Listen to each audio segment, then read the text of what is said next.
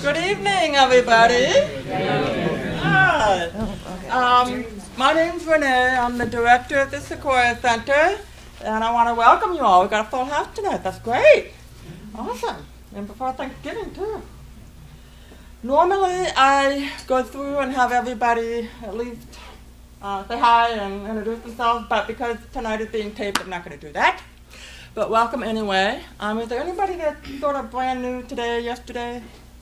Welcome. Just want to say welcome, welcome, welcome. Okay? Okay, great. Tonight we are going to talk about post-acute withdrawal. Has anybody heard of that before? A few people. Okay. I invite you to share what your either experience has been with PAW or information that you've had. You know, this is not the Wikipedia of PAW, but PAW is something that you are going to experience in your recovery life. Okay? Those of you that are the loved ones, family members, friends of those that are in treatment, this is good information for you to know, but it's also part of your own recovery process that it's not your responsibility to let your loved ones know that they're in PAW, okay? It's information for everybody. Those that are recovering addicts and alcoholics will, at some point in time or more than one time, experience PAW symptoms, okay?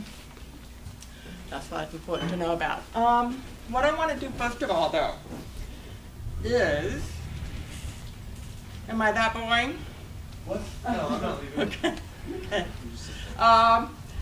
What I want to do first, though, is talk a little bit about what these words might mean.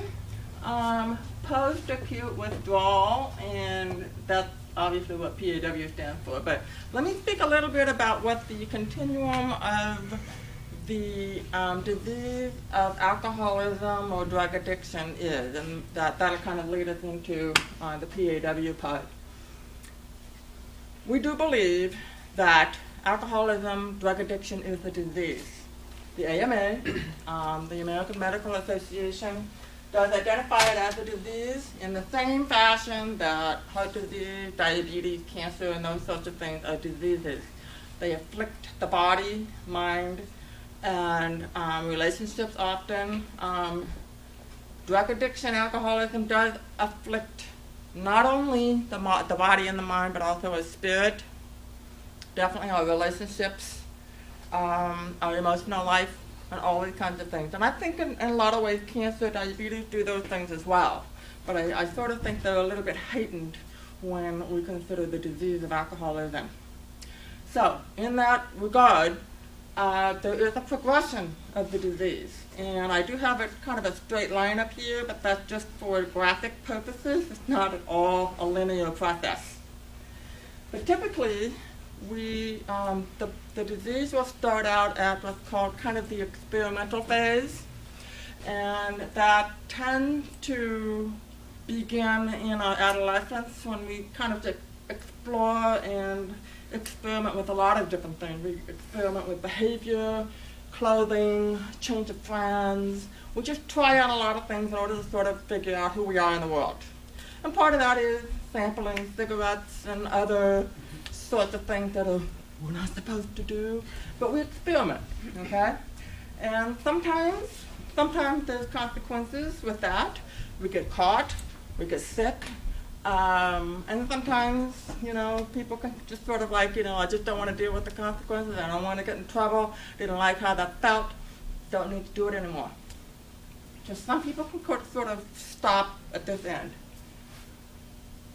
The next stage would be considered, I have an O up there for occasional use. And this is where, basically just like we said, we use it occasionally. So we might go to parties, for example, Friday night, Saturday night parties. Quite often, you know, getting together is greased up, loosed up a little bit with chemicals. So we might use a little pot, we might have some alcohol, we might have some coke or ecstasy, whatever it may be. And it's sort of restricted to those socializing events. Every once in a while.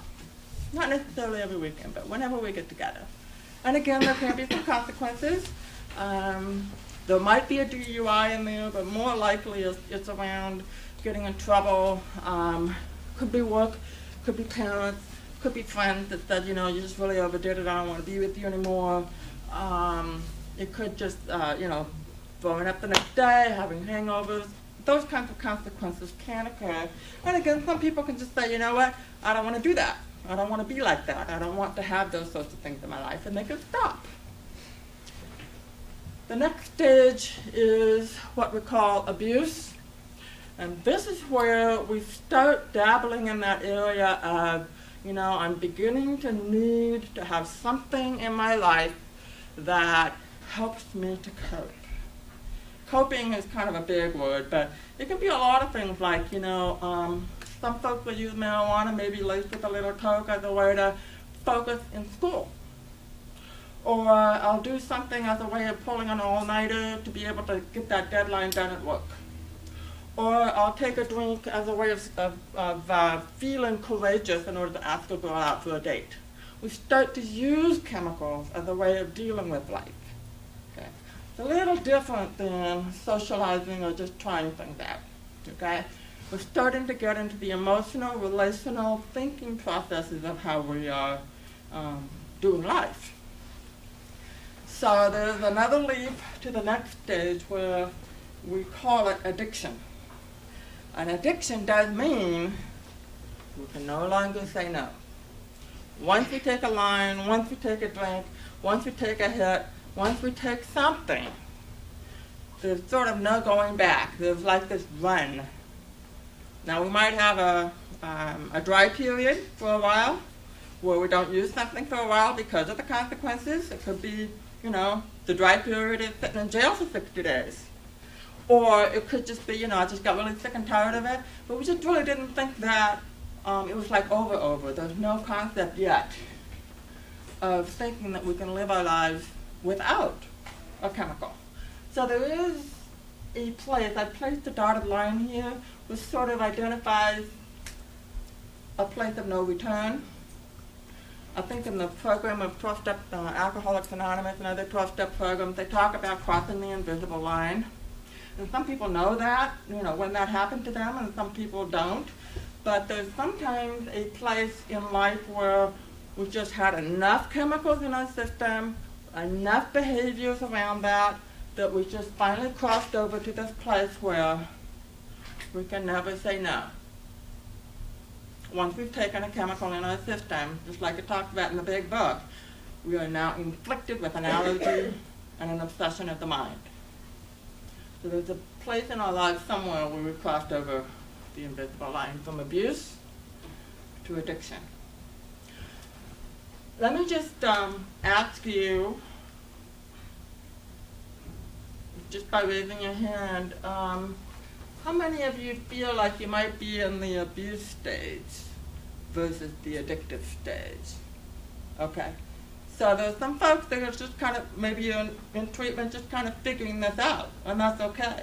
Because a lot of times we can be put in treatment by those that think we're over here, but we're not real sure yet.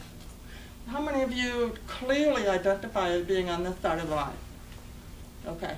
Would anybody be willing, without using names or anything, you know, would you be willing to just say why you think that's true? What is it, the invisible line, and what was that? Or what is it about your life and your experience that says, yes, I know I've crossed over?